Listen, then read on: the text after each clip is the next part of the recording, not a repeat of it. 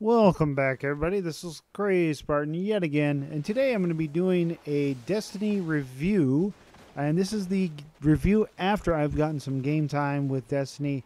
And if you haven't seen part 1, make sure you check out that, because that one I did before I got some game time with Taken King, and this is after I've gotten, I feel, enough game time and enough understanding to really give a good solid judgment and opinion on Destiny the Taken King. So let's go ahead and jump right into this. The first thing I want to tell you here is that I bought the disc version, and I want to let you know what I got with it. So if this is what you were thinking about, I got the disc version, and I got the original Destiny disc. And then I got a code to download the Taken King and all the other DLC content. So if you are getting this game and you do not like it, be prepared to, if you return it, that you are going to have to get back what you what's available for the original game. So I don't know what that is these days. I can't tell you, but I just want to make sure you are aware of that. All right, second thing is I've seen comments on other videos there is that some people ask whether or not they've been out of play for a long time and they don't want to jump in because it's going to be a lot of catching up. Well, I'm going to tell you right now, don't worry about that part of it. First off, you get a token that will level up one character up to level 25, which is the minimum of the Taken King. So you could start off with the Taken King right away, or you can just go through the old content and level up. Now, I did not use a token. I started off with my Titan, level 21. And I got into Taken King rather quickly. It does not take long to level up. I imagine if you start off with a brand new character, it really wouldn't take a long time with that either. So that is available if you are worried about catching up. Trust me, though, it did not take me long to get to level 40. And from level 40 on, you work for light and better gear, which increases your power, and etc., etc. But I do want to say the leveling up process is so much easier, so much more understandable. It's not like you're getting to level 35 and then you got to get a certain piece of gear and then you can level to 36, etc., etc. That is not the case. You get to level 40. And then at that point, you start getting better gear, and you start increasing your light level, etc., etc. I mean, it's a lot easier that way. All right, let's jump into the thing I absolutely did not like. I did not like it in Destiny the Vanilla or in the Taken King. I tried to get a bunch of bounties and at least complete those in the Crucible, and I could not bring myself to do it. I absolutely hated the Crucible. It is a one-hit kill fest from everywhere. Everybody still has supers running around as far as I can tell. There is another mode called Mayhem, which you get supers even faster. To me, I absolutely hated it. Did not like this mode at all. It's just not fun for me. However, if you liked it in Vanilla Destiny, it's probably right up your alley. Like I said, it's not for me. I did not enjoy Crucible at all. Now, there is a couple changes that I thought you should be aware of, which I'm sure probably other people talked about it before, but it's been a while since I've played it, and I thought it was a change. I think when you pick up the weapons, or the medium weapons, and the power or the heavy weapons ammo, If you die, you keep that ammo. You don't lose it. So that is yours to keep, and you can use it at that point. Other than that, though, the Crucible was just not enjoyable for me. Like I said, though, if it's up your alley, feel free to enjoy that. Now let's talk about old school story, basically vanilla Destiny and probably some of House of Wolves and the other stuff.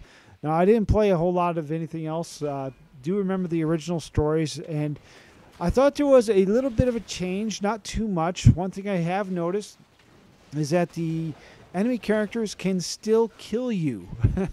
Doesn't matter what level you are, they can still kill you. There is some challenge to it. You cannot just mindlessly go through it. There is that there. I also thought that they have added a little bit more narration. Not a lot. I mean, the only thing I really noticed, it probably helps explain a little bit more is what you're doing and why you're doing it. But other than that, though, the old stories, old side of the storyline, it's still there. It's still pretty raw, in my opinion. It's not all that particularly good. It is what it is. Now, one other thing I want to talk about is the Nolan bot versus the Dinkle bot. Which is better? To be absolutely honest, I'm going to have to go with Nolan bot. Nolan North is the one who plays the Ghost now, and I actually really like his tone. He delivers the lines so much better. I'm not saying Peter Dinklage is bad. From what I understand, he's a very good actor. I don't watch Game of Thrones, so I don't know for sure. But I've heard good things that he is a good actor, but he may just not be a very good voiceover actor. That's a completely different set of skills. You're not feeding off anybody.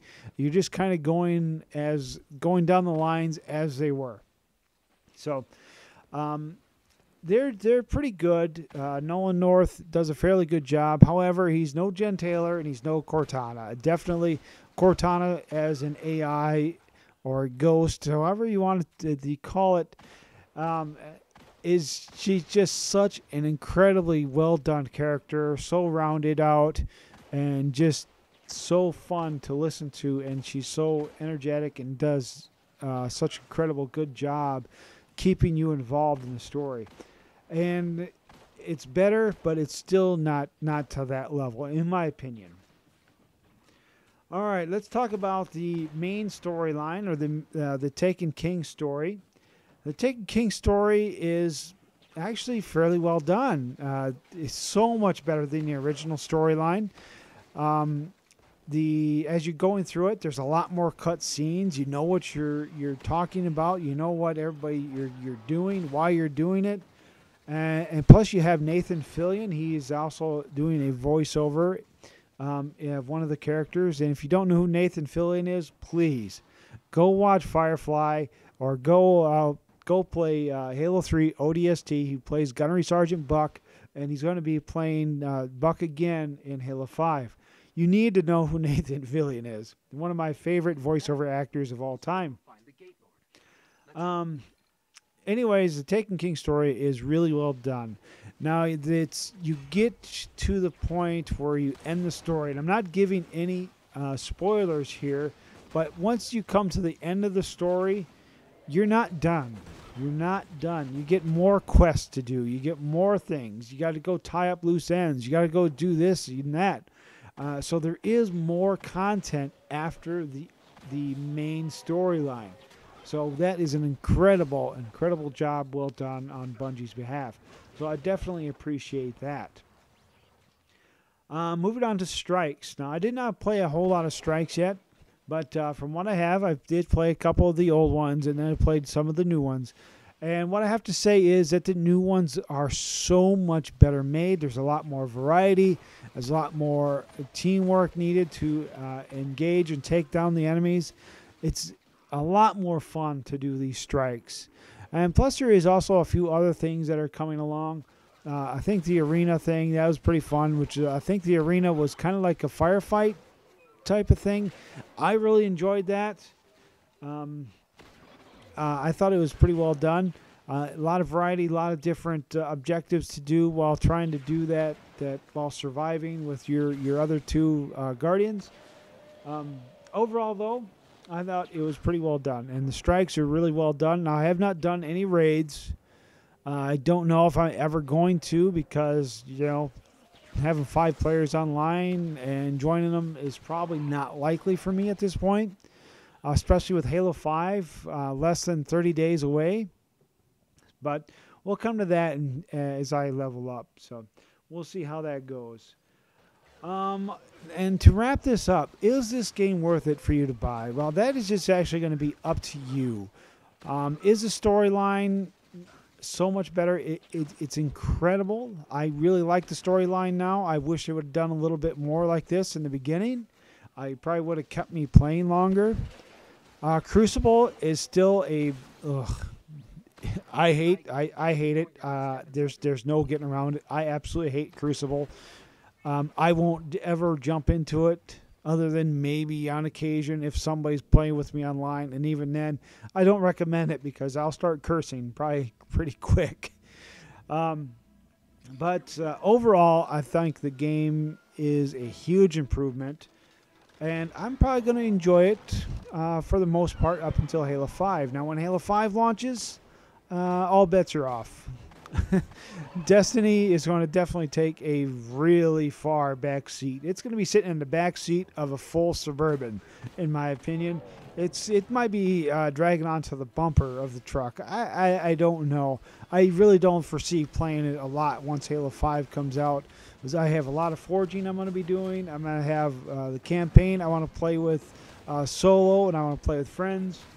And, of course, the multiplayer, etc. There's just so much more I want to do in Halo than I will ever want to do in Destiny. So, again, I hope this video helped you out, helped you make a decision whether or not you want to buy it or not. Again, Halo 5 is less than 30 days, so we'll go from there. I'm going to wrap this up, guys, so I hope you enjoyed the video. Thanks for watching. This is the Crazed Spartan. I am out of here. All right, you primitive screwheads, listen up.